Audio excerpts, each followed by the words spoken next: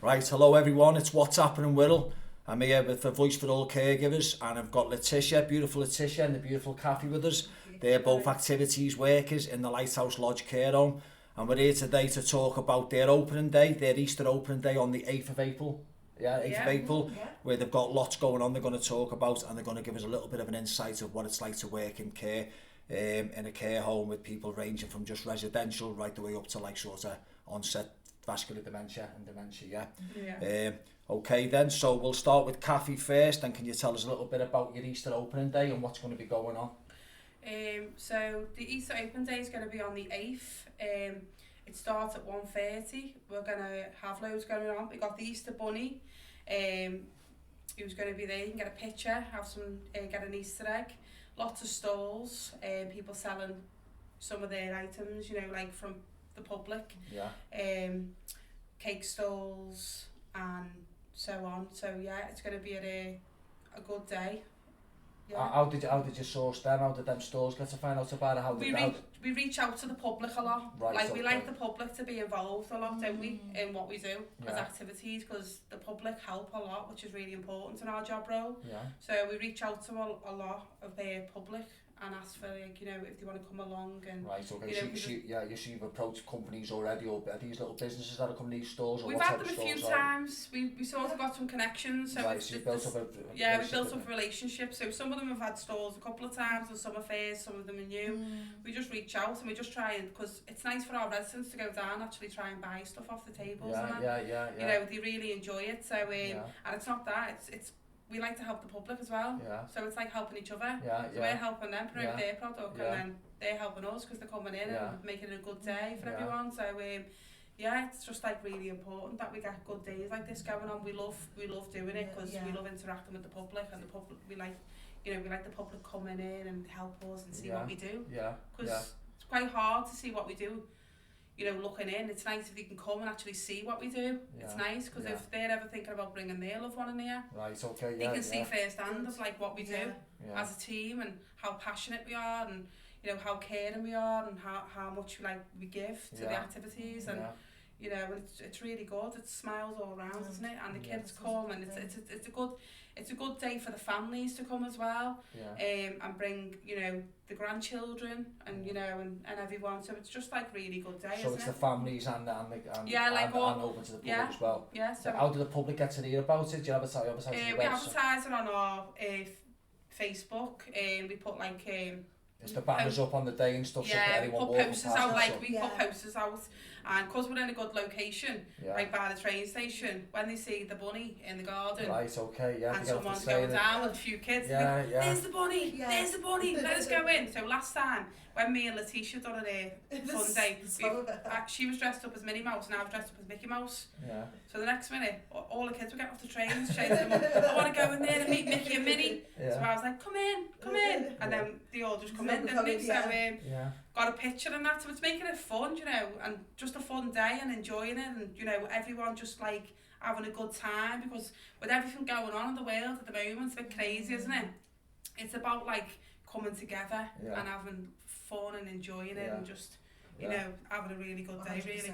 And so we enjoy it. So it's going to be the Easter bunny, photographs, eggs for the kids, stalls. Nice Easter egg hunt for the kids, and lots of stalls of like like toiletries. People just sell like even handmade things that they make. Right, we really like try little craft shops, And what's really cute as well, isn't it? Well, cute, but really nice is our two of our residents, they actually sell some of their stuff on the table. Right, okay, and some of it's quite vintage. Yeah. Remember my clip-on earrings I got? I bought them. They're the best thing I bought. And a resident made them? No, they were a resident from the 60s. Oh, right. Clip-on earrings. Oh, right, so old stuff. It was all in old vintage collections that she wanted to pass on. Yeah. So it gives her a bit of, you know, confidence and lease of life. Yeah. You know, to feel like she can do some of the things she used to do, and you know, take a bit of difference out of her day. I bet she was made up on the stall, wasn't she?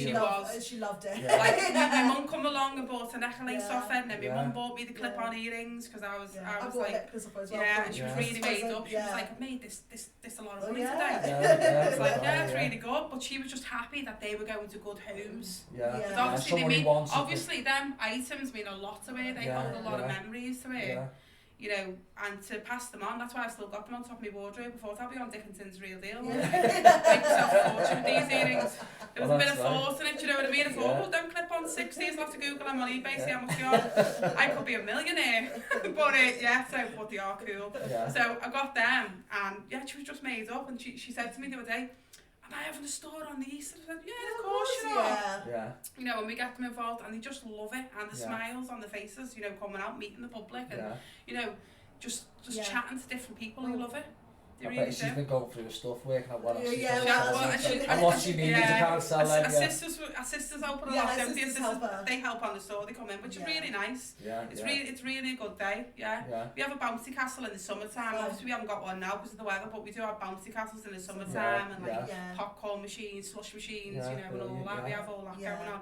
Let's just try and make it a good day, and obviously as well, we raise a bit of money, like selling cakes and that, and then the money that we make, we put towards do you make them in the care home yourself, to the staff? I love the kitchen stuff. The kitchen, they're brilliant. Yeah, they do them, so really then good. we sell them, and then we make a little bit of money off them. Yeah. We put it towards Other getting more days out, and just Yeah. more funds for the activities, really, and just doing more with them. Do you ever have a singer? Loads of singers. Yeah. We have loads of singers. This home is quite really good. Have you got to pay for them, or is it sort of free or both? No, we pay for them. We have had free singers, but obviously you can't get everything for free. Do you know what I mean? I know a girl that doesn't live in St Anne's, went to school, and she charges. She works the clubs of the weekend, and she goes to the care homes through the week. That's how she sorts. I'm not sure what she charges, but she does all the 1930s songs. Lovely. Doris Day, I don't know about Doris Day, Wirral, all them old songs. She does all them, We try and mix it up with the singers, don't we?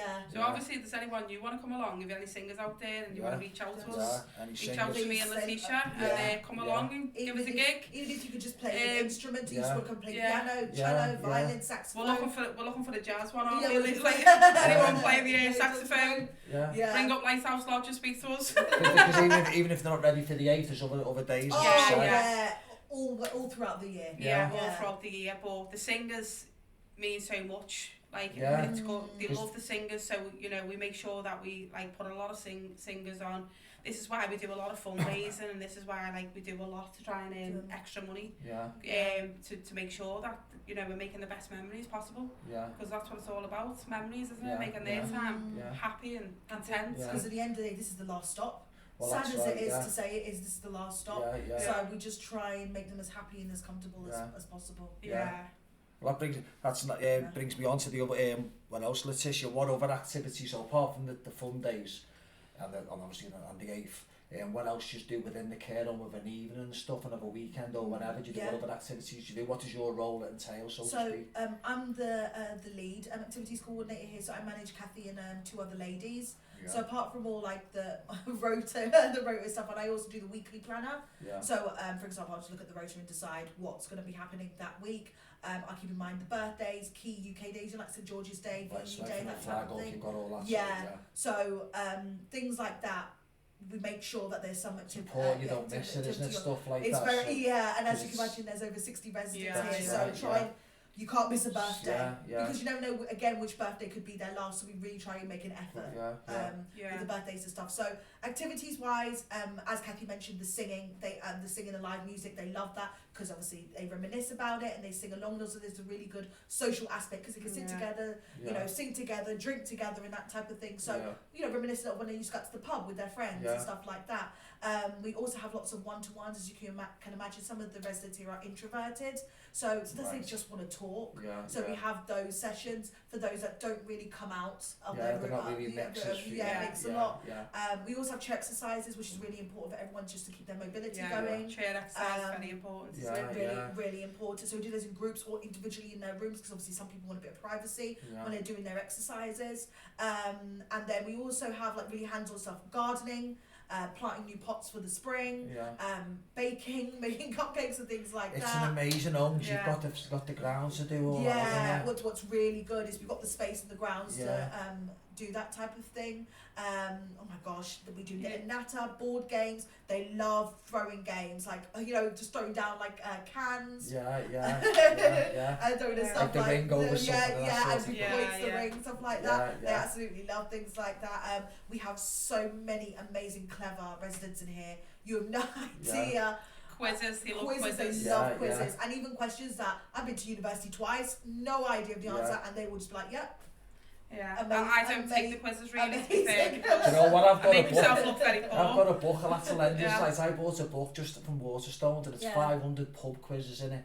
And it's 30 questions per quiz. 10 easy, 10 medium, 10 hard. Yeah. And it's dead easy to use because the answer on the next page, and it's just got about 1,000 pages in. And me and my lad taking on holiday, and when we go out for a night, I have a beer, he has a soft drink, we get the quiz book out. And I know, but everyone in the pub sort of gets some, but they'll get questions to and stuff. Good, so they are good, the quizzes, I'll have to lend you that if you want it. Oh yeah, love that. We do a lot of pet therapy as well, don't we? Yeah. Pet therapy is like a really important one in care homes, I think, because obviously when someone comes into a care home, it's a very hard choice for the family and the individual to take. And you know, there's all reasons why they come into a care home. There could be like thousands of reasons. So, but some of them might have a pet, and they have to leave that pet behind, which must be a really hard choice. So because you know, pets are like your family. My dog's like my family. You know, I'd be lost without her. So what we try and do is we get pets in, you know, stroking them, because you don't realise what a pet does. It brings comfort. You know, it brings a feeling of safety. Safety. You know, just stroking it releases so many. You know, endorphins or dopamine or whatever. Because it is that's actually seeing right. that, It's a chemical reaction in the brain. Because obviously you've got the heartbeat, you've got the warmth, and you've got like... It's hugs, isn't it? It's hugs are sort of like, you know, they give you the dopamine, as you say. So, a lot of pet therapy.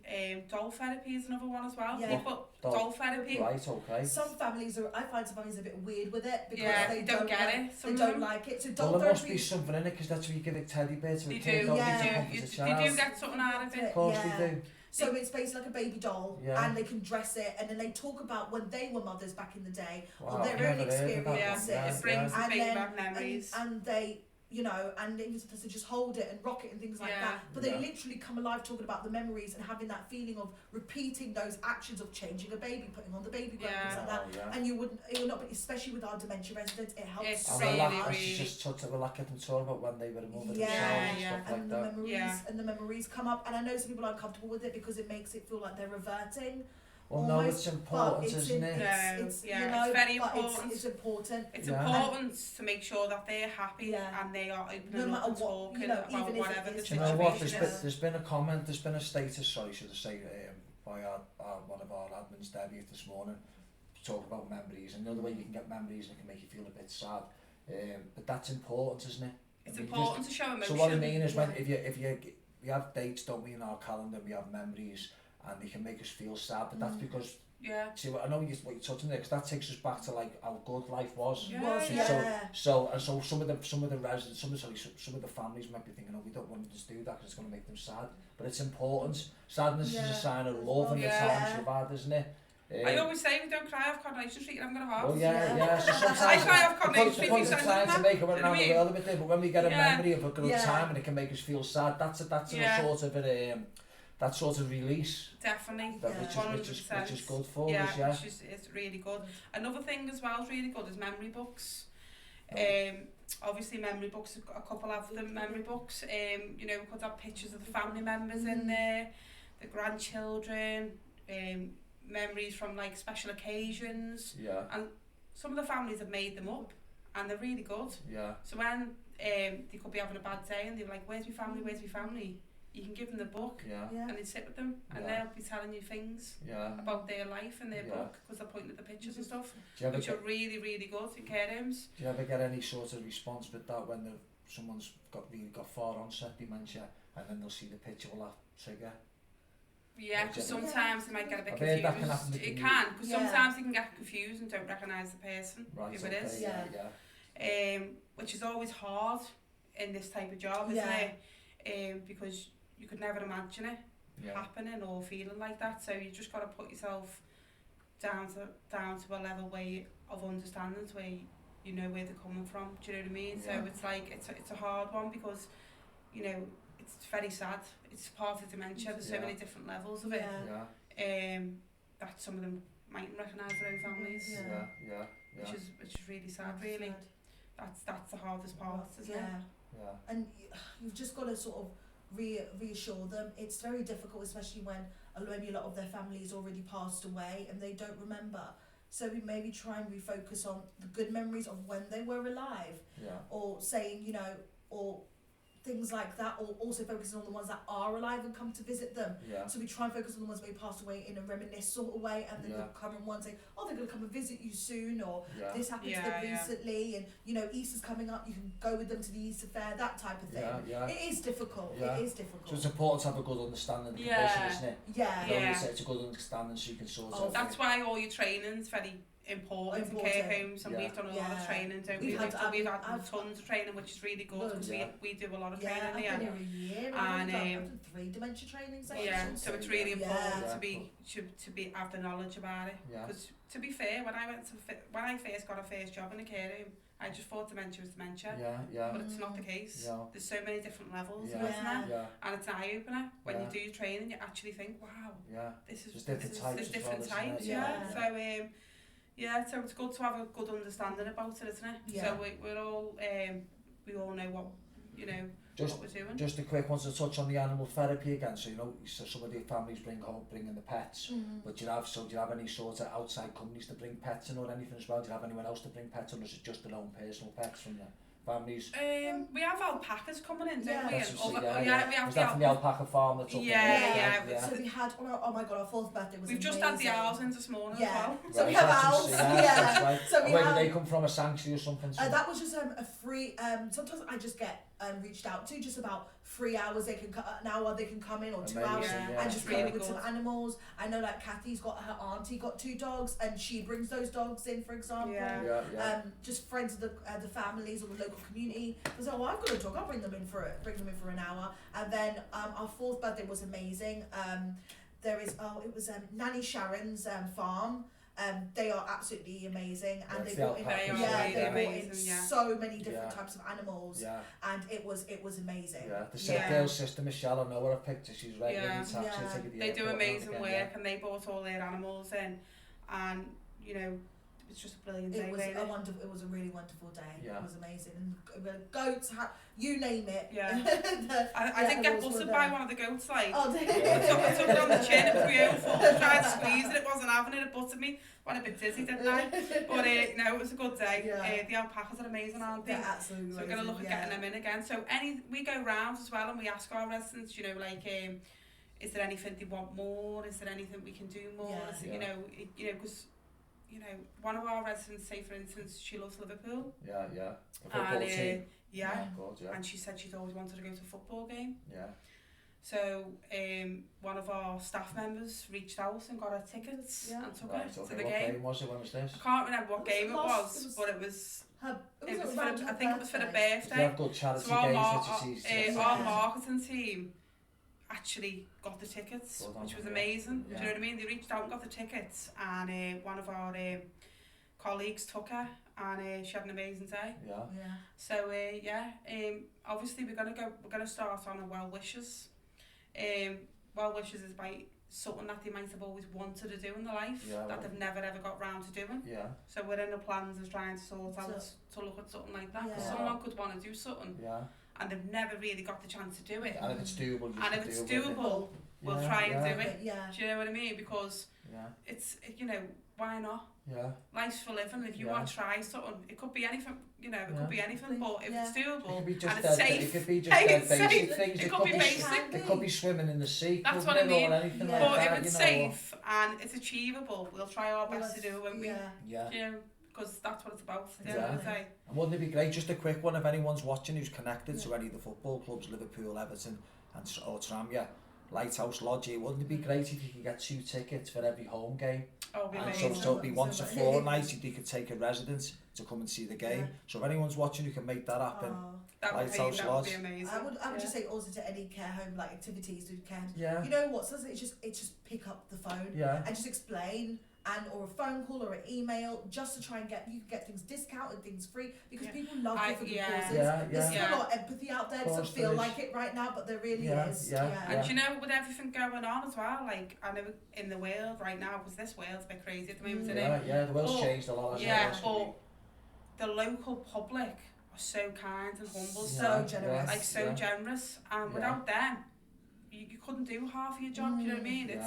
It's really, really good what they do, isn't it, to help them. That, you know, like the owls come in today, you know, that was free of charge. Free. You know, and it puts smiles on faces all morning. So it's the little things in life, isn't it? Yeah. You know, that really make a difference. Well, it's a good point here, just to come on to the to thank the people who've given the eggs today for the towards the Lighthouse's collection, with Cathy there saying about the generosity that's going on, and Letetia about the generosity in the public. I want to just take this opportunity to thank Vanda and Dave Coleman, good friends of mine at Dockside Salvage. They donated quite a lot of eggs for today. Rachel and Phil Sutton, who are friends of mine who I got to know through Vanda, they've donated some eggs today. Big thank you to Sammy, Danny and all the staff at Argyle Satellite Taxis. Big extra shout out to Sammy, who sort of got in touch with all the staff. She's a personal friend of mine, Sammy, and she got in touch with all the staff in the office, and all the operators who do the phones. They've all bought an egg while they've gone shopping. So massive thank you to you. Big thank you to Dave Rule, the grease doctor. Him and his staff donated a couple of boxes of eggs as well, and a bit two little random ones here because I can't remember the names sadly, but hopefully if they catch this video, there was a lady who took to church a couple of weeks ago. She's from South Africa, and she'd come to England about 2 years ago, and she donated some money to me. And she said, I just got talking about, we were just talking in general next thing we were on about this podcast and the eggs, and next thing she gave me some money and said, would you buy some eggs, which I did, and then which was amazing. Do you know what I mean? Just handed me some money and said, get some extra eggs with that. That's really nice. And then a lad off the Wood Church who were picked up the other day. If you're watching, I can't remember your name sadly, we were going to get your car, and you donated some money for the eggs as well. So I want to thank all them for giving the eggs today for a great cause for Lighthouse. Can we just thank you very much as well? Thank you so much. It's made a big help, and we really appreciate all your help and your support. We really do. Yeah, that's amazing. So yeah, thanks very much. So how did you get into care? How long have you been in care? How did you get into it? I'll go first. And did you just go from like care to, I know you still care workers, but then into activities? Was there a natural progression, which it probably was with you, Cap, because I know I don't know you, Letetia, but how I got into you were made to be activities. Yeah, how I got into care was I just come out of a job doing the hotel work in the travel lodge, just doing beds and cleaning and all that, and I hated it, to be fair. It wasn't for me. I was like, I need another job. And then my cousin at the time was working in the care home, so I went there and I was doing the cleaning. Highfield it was, I think. Yeah, so I went there, I done the cleaning for a bit, and then that got closed. No, it was up by Oxon, I think. But talking a good couple of years now, so the memory's not as sharp. Well, I used to work in Bevington. I used to pick I worked in Bevington for a long while. I worked in this care home, and what happened was they were shutting down. I hadn't been there long, and I was thinking, oh my god, just my luck. So anyway, I got transferred to Bevington because they were the same company. And then I worked in Bevington for like a long time. I started off as a cleaner. So I was doing a domestic for a while, but I was always getting told off as I was spending too much time in the rooms rather than doing the cleaning. Talking to the residents. I wasn't getting much cleaning done. You know, I do like to talk. I can't be one of these just going to go in the room and be like, look with me duster. It's not going to happen. Do you know what I mean? Which is really important. So I was going around just, you know, doing my usual thing, cleaning and that. And then it was actually a manager that come to run our home at the time, Peter, lovely man. He approached me one day and I thought, here we go, I'm going to get told off because I'm always chatting in these rooms and that. But he wasn't, he was quite sound, and he said, listen, would you ever think about doing the activities? He said, because I see the way you are with the residents, and you know, you're quite chatty, and I think you've got the personalities to do it. Which is quite nice of him to see that of me, do you know what I mean?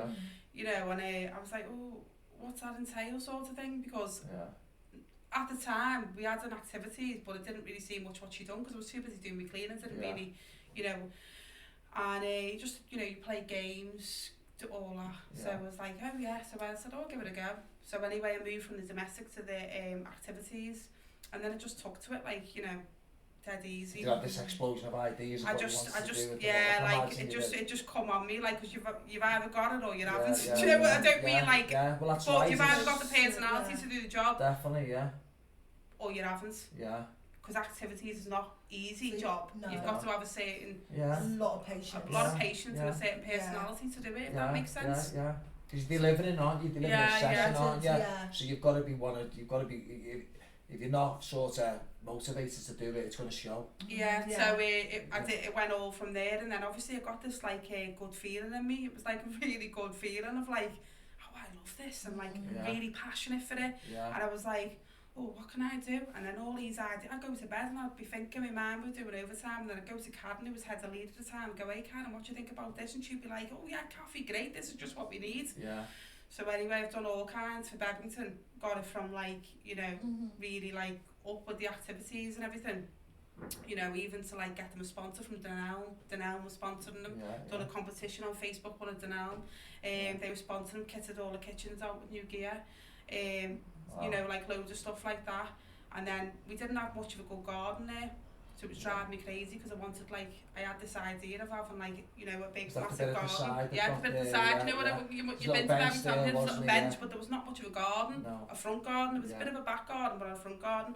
And I wanted a bit of, like, decking or something.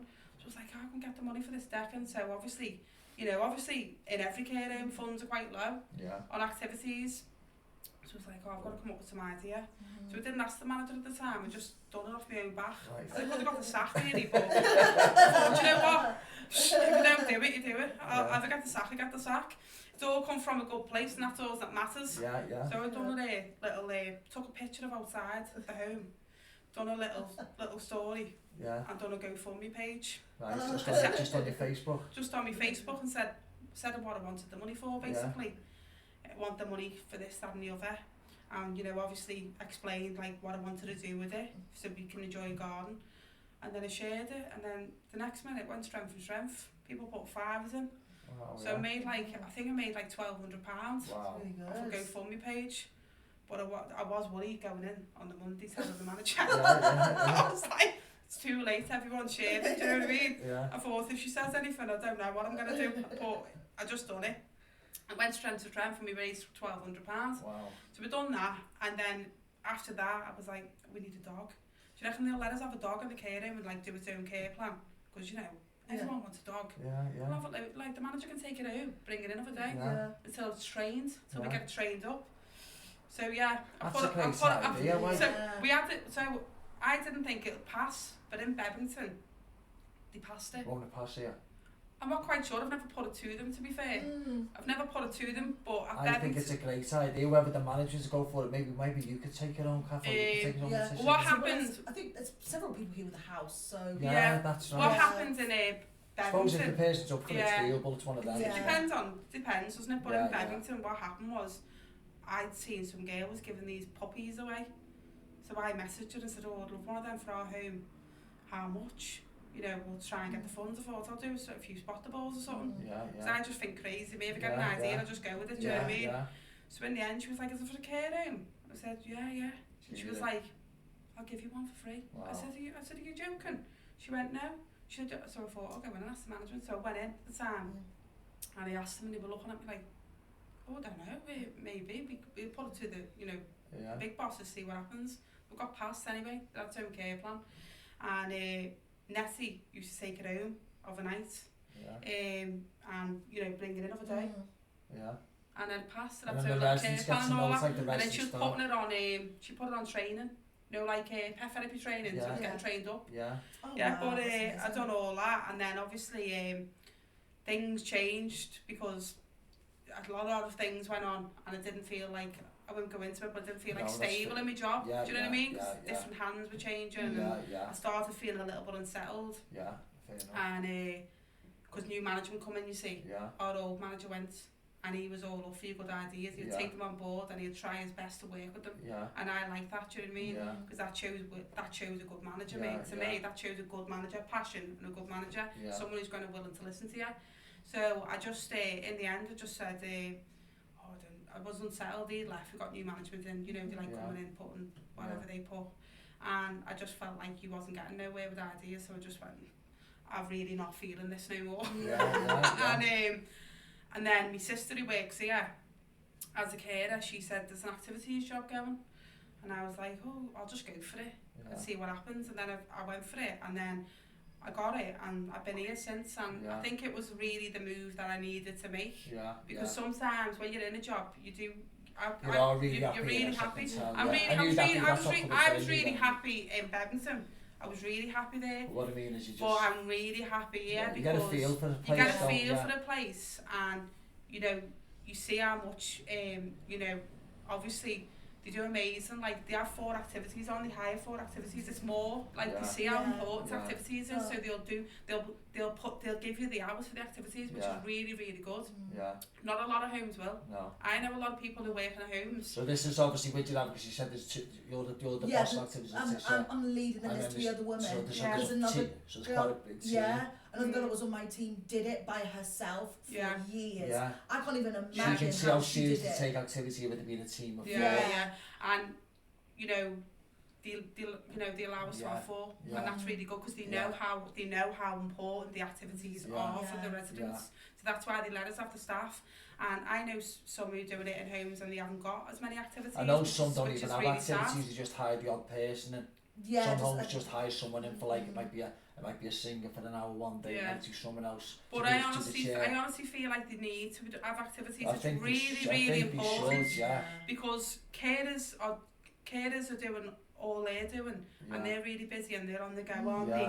And sometimes they haven't got the time to be sitting there all day and doing the activities as well. I think it's really vital, hard. As you say, It's really vital. Do you know what I mean? It's really important, and you know, a lot of people are really thankful for the amount of activities. I think of myself, if I was taking a loved one to a care home and they didn't have activities, it'd make you not want to put them in there.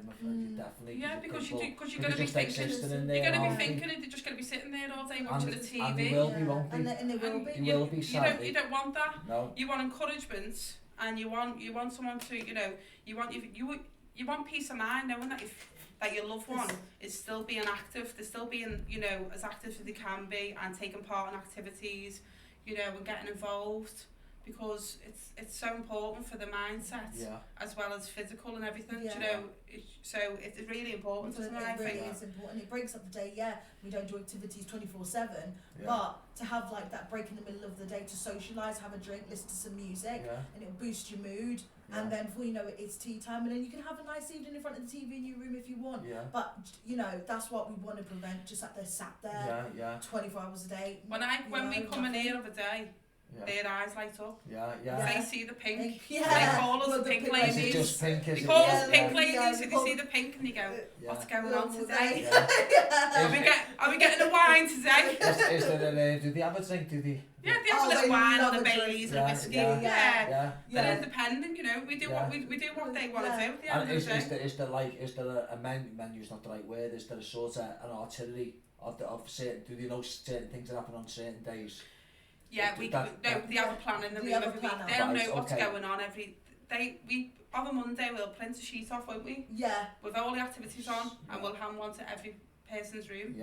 So they know what's going on, so they can look and think, right, it's Tuesday today. Do I want to go to that, or do I not want to go to that? Or they might have like a family member that might want to take them out, but they want to do something with us. So they'll change the day.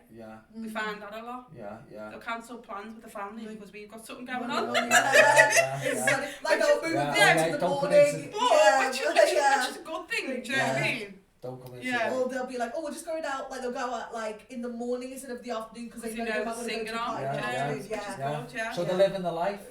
They're living the life. So how did you get into care, Letetia? Do you know? I didn't. It's the first job I've ever had working in a care. Right. Okay. Ever. So I did my degree in English and creative writing. I specialised in script writing. I actually wanted to work in film. Wow. And I did a bit of film here and there. I actually worked on Dickinson's Real Deal for a bit. What did you do on that? I was just a runner, so like... I always catch that after work. It's just always on every day. Helping, like, you know, the cameraman and things like that. Right, okay. But then after I graduated, I think it was just ridiculous trying to get a job. I ended up working 2 jobs, in KFC in the evening and a call centre in the day. And then after that, I just fell into working into the software industry. I wasn't really passionate about it, so I went back to university to do a degree in a master's in music, music industry studies, and then I started working, and I went travelling for a while and ended up living in the Netherlands. Wow. And then I worked for a music distribution company, and it was a lot of it was great money, I'm not gonna get me wrong, but it was a lot of pressure. And then subsequently after that I worked for another music company, and then that was just so much stress and so much strain. These big ones for the, I also mentioned Sony and all that. I know Sony used to work for Simon Cowell. I did the music distribution company. We worked with loads of different labels. So we did quite well. But I realised, especially after I realised that I was too nice to work in the music industry, not tooting my own horn, but I am. Because it's cutthroat, isn't it? It's very, very cutthroat, and certain things, especially for upcoming artists, were done that were underhand. They were trying to get every single percentage they could out of the person's merchandising. Even if they did a little advertisement with, let's say, impulse spray, they tried to take a percentage of it, and that was it. So I had, to be honest, it wasn't a good year for me. It was terrible. I had enough. I quit the whole thing. I worked for COVID test, because it was COVID at the time. So I did a bit of COVID testing and things like that. So you're quite new here then. And I only started here February last year. Right, okay. So doing the test centres, so I was doing the test centres, and I knew that was unstable because obviously eventually they would stop testing. What I really liked about it was talking to the older people and helping them, because of course they were very confused about what was going on. And then I saw this job here, and I knew I had the organisational skills because I'd done so much project management and customer service and organisation in the past, and I knew that I'd managed people, not directly, but essentially I'd managed people before. So I had like the empathy and the organisational skills, but I just didn't have the experience, and I came here. She's like took to I don't even know how I did. It was just natural. Do you feel like this is the job for you now though?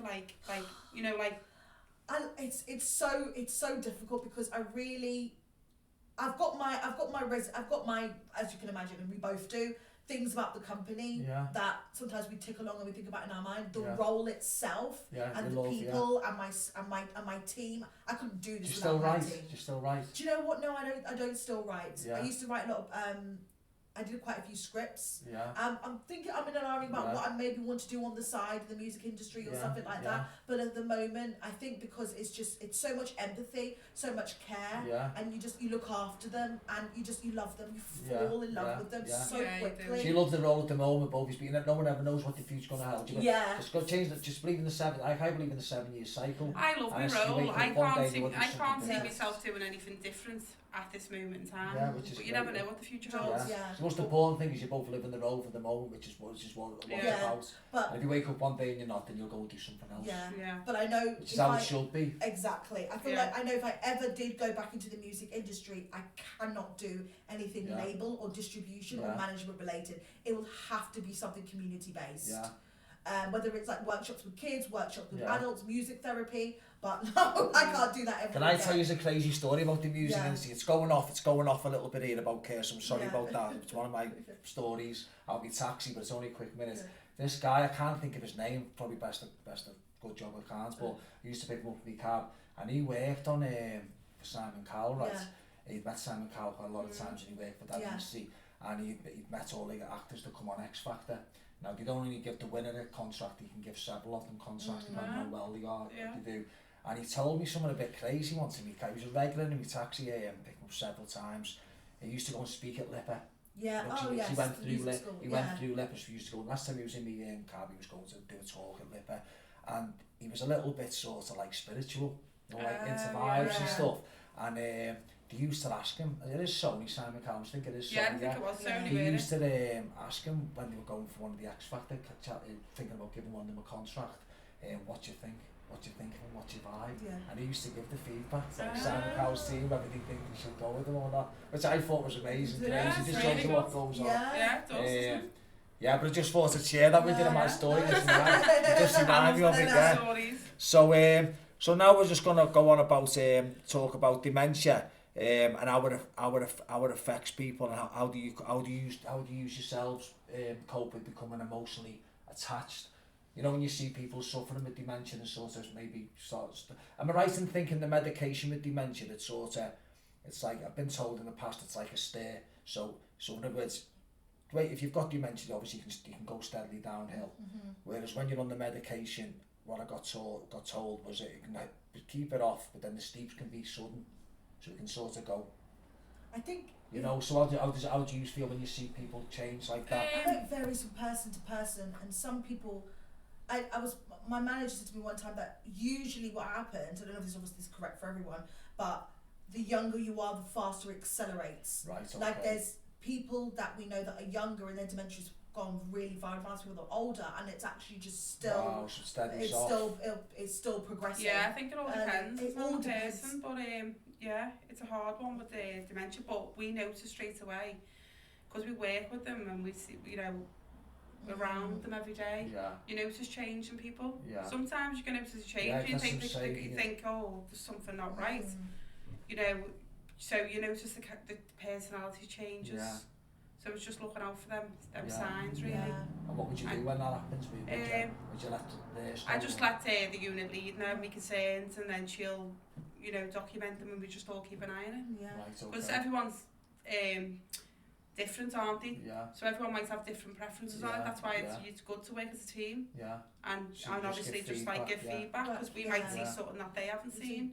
Yeah. And then just give feedback, and then just be as a team, and just but it's always hard with seeing people deteriorate with dementia. It's not like that's a sad part about the job, really. But it's just being there for them and the family, isn't it, really? And you know, we get close relationship with the families and that, so it's nice because, you know, they trust us and they know that the loved ones are getting the best care, and you know, just making sure that we're doing everything in our job role to make sure that they're comfortable and just out of interest. So when you sadly lose someone, obviously this is what, as you said before, Letetia, sort of this is your last stop. How do you support that and support each other when there's a loss in the care home? Can you get sort of emotionally connected to well and truly. Everyone says like. So you're the same. You're gonna have your sort of people you gel with better. Yeah, it's always hard, like, because you have a little, you know, you care, don't you? You do the job because you care, and it's hard because I don't know anyone who could work in a care home and not get attached to anyone they care for. It's impossible not to. They become like your family. Sometimes you're seeing them more than your family. So you know, and we know all their life, and they know what most of our life, because we talk to them and you know, we tell them stuff about. We had the kids done this today, and the kids done that, and what do you think about this? And then they're telling us, so they become, you know, they become part of your family. So when you lose one of them, it's hard. Yeah. It is hard. It is hard. But you have to try and like know that you take the good with the bad, because you know that for all the time he was here, you made them happy, essentially. Yeah. You gave them support, and you gave them care, and you gave them, you know, everything that they. It's hard. It's hard because sometimes, especially when they go. Like that, it's scary. That's what I was touching on. I didn't mean to upset you. No, it's alright. It's the days when it's like, you know what, I've got like a week off. Yeah. And I'm like, oh God, please don't let someone go. You're off work, someone says, someone's passed. It's really gutted. It's hard. And when you spotting each other, when you spot is sort of like.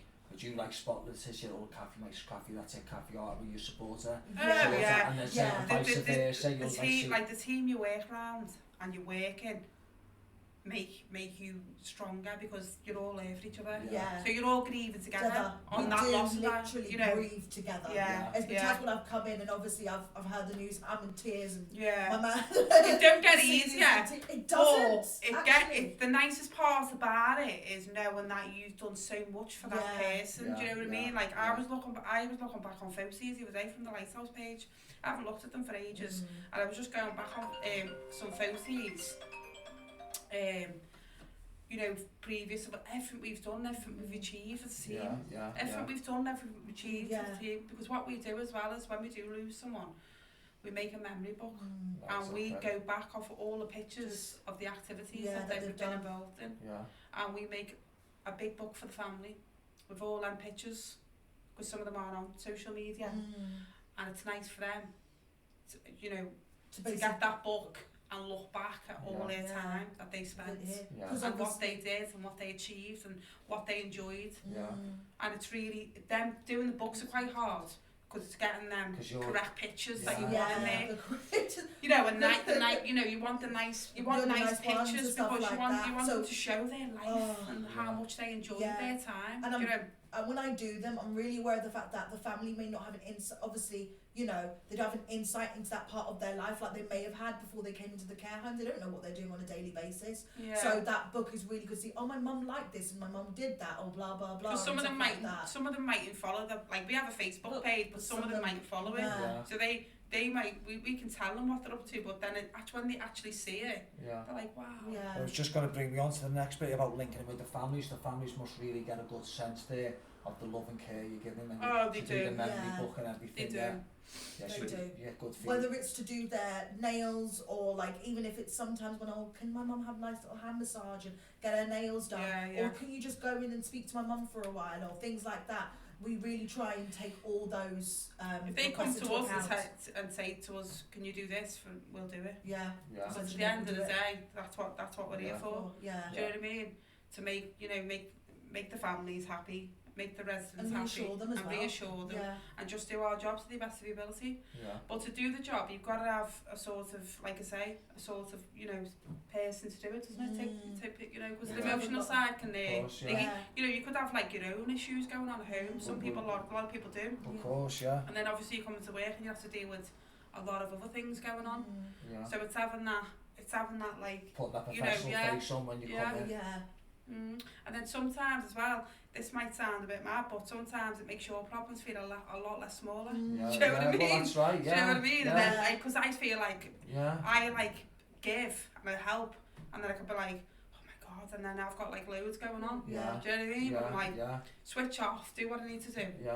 And it gives me a sense of happiness that I've done that. Do you know what I mean? So that's a good thing. Do you know what? Off the back of that, it's actually changed how my entire perspective on my life. Now completely. I've changed. I've reconsidered everything. Children, my older life, my mum and, like, my fiance's family. How are we going to help them when they get older? I've completely changed my perspective. On Do you know what? There's a message there that I'm a big believer in that myself. And for anyone watching this, it hasn't got to be money or it hasn't got to be financial. When you don't feel great and you've got problems, go and do something nice for someone. It doesn't half empower you. Just say hello to someone or give someone a smile, because that's, as you say, you come in, you've got your problems at home, and you come in, you go, right, okay, and you put it in perspective, because you're dealing with people who are coming to the end of their life. I always think give people time. Do you know? Because the residents here, you've always got 5-15 minutes in the day to give your time to someone. It could be a phone call. It could be anything, because there's people could be living at home and don't see no one. So I think, like, don't regret things, give people your time, because you never ever say that there's not enough time on the day, because there's always time on the day. People make time for who they want to make time for. There's no excuse, you know what I mean? So just give that time, because you've got to you've got to give it. That's right. Do you know what I mean? And you'll feel good for doing it as well. And I always say to anyone, if you're looking for a job in care, do it, because you don't understand how much of an impact you make. I'm not saying the job's easy. Some days it's hard, some days it's good, but you know what? The passion you give, and what you get out of it means so much at the end of it. Do you know what I mean? I think that what's coming across is it's a job that you've got to want to do. You've got to want to do. If you go into care and you think it's not really for you, then don't just carry on. Just don't do it. Deal with people's lives. Obviously, you've got to get it. People do jobs for money to survive, to pay the rent, to pay the bills. I mean, if you go into care, you should want to go into be a care. If you're going into a care industry, you've got to do it because you care. Because if you haven't got that care, compassion, or empathy, you've got nothing. You're not going to go nowhere. You can't do it. Because you can't. You just wouldn't be able to do it. Do you know what I mean? You just won't be able to do the role. You have to be. You have to be. It's helped me with my mental health in the sense that I've had to be present. I've had to always be present in the moment and interact with them and really understand what they're saying and reassure them. Whereas sometimes, if I was doing, when I was always working in front of a computer, your mind just wanders and wanders and wanders and wanders, and you can't be present because you're worried about this, worried about that. Whereas obviously, like I said, in the moment you have to be there. Yeah. You can't just like. So it's good for your head, isn't it? It really it's is. Good. It's good. Put you in that place. You know when they say when you have like intrusive thoughts or depression, you have to focus yourself back in the room. That's right. Yeah, in the moment. It does help. It does. Yeah, that links into meditation and stuff like that about being in the moment to sort of give you that. We do a bit of meditation in here. You know, Yeah, sometimes amazing, we've had meditation sessions that went really well. Yeah. We're going to look at doing some more. Did someone come in and do that? Yeah, someone come in. It was actually a family member, wasn't it? It was. Oh yeah. She just come and done some like she just put some nice lavender smells around. Yeah. Has someone got to be DBS checked, or can anyone come in or do you do your own check? Because there's a lovely woman who taught me, she's on our page called Hilda. We haven't got a DBS check to come in. We don't DBS Chester Singles. Yeah, have you met Hilda? Hilda Jones? Oh yeah, lovely Hilda. She come on the she come to the one day on an last open year, day, didn't she? Yeah. She's a beautiful woman, and I'd meditated a couple of times with a couple of people. And Hilda, do you want to come in? Hilda, we'll get the cakes and the cookies. I tell everyone this, Hilda taught me how to meditate properly, or when I say properly for me, that works for me. Yeah. Everyone needs a Hilda in their life. She does great meditation. Hilda, lovely, maybe you should come in and do a meditation. Everyone needs a Hilda in their life. Come in, Hilda, make you feel welcome. All we just do is make sure that like one of us or two of us are sat with the person to help them support them. Are we joining? I reckon Hilda would love to come in. Another thing we do as well, Dave, I've just touched on it now, big shout out to Deacon Jim, innit? Yeah. He's comes in, he does he's a Catholic priest and he does communion and blessings and stuff like that. Yeah. And comes in every week. It's a really great source of comfort to our residents here.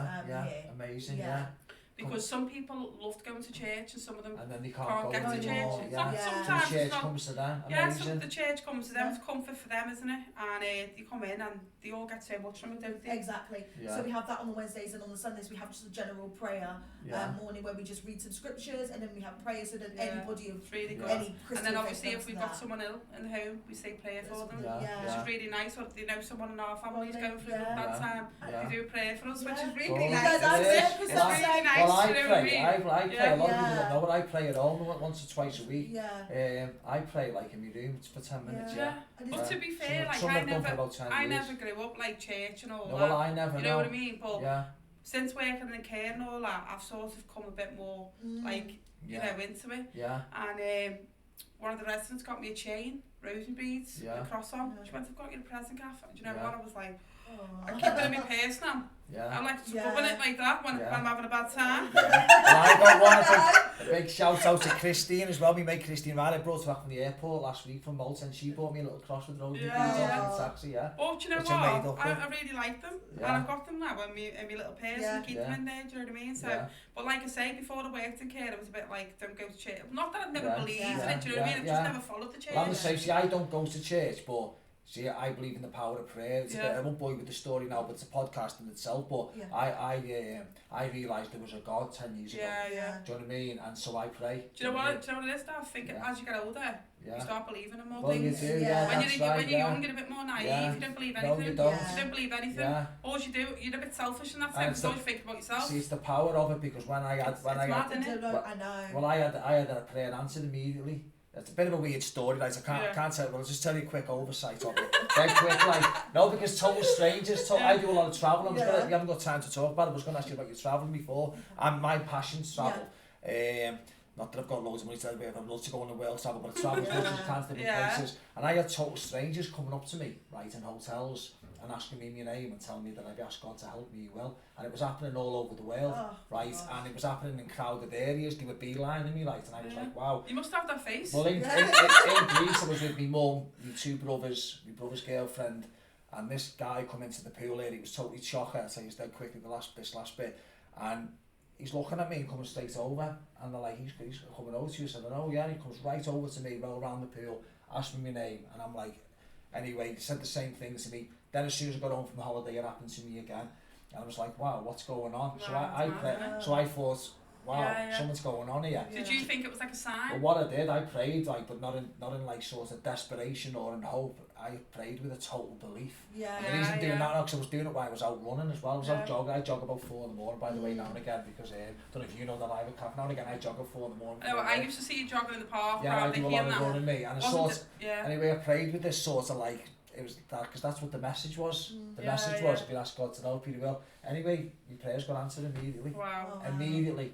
And since then, I pray in the house. That's About 5 or 10 minutes, a couple of times a week. But anyway, we don't bore you with all that. But anyway, so brings us on nicely though to, when you're talking about things there, what would you love to implement in the job that you just can't? Now it could be something that's like, you know, it could be something like, you know, which would cost £1 billion, like I wish I had a helicopter to take them abroad every week or whatever, or it could be something that's very doable but you just haven't got the funds or the staff or the space, something you'd love to bring in that you just can't do. You know what, mine's really simple. Yeah, well, that's right. Yeah. Oh my god, I'd love if we had access to like a van and a coach. Right, a minivan, sorry, like a minivan that would take like maybe 8 or 10, and then a full-blown coach so we could take nearly like 40 to 50 people out. Blackpool lights and stuff. It's like, I would love you that. know, I'd love to do that. I think mine's quite the similar. A big massive coach to take them all out more and all that. But so it could be very doable. So you could do it sort of week to week because it's your coach. You'd be like, It's not even if it's your coach, is it really? Sometimes it's keep it. It's, you know, I understand like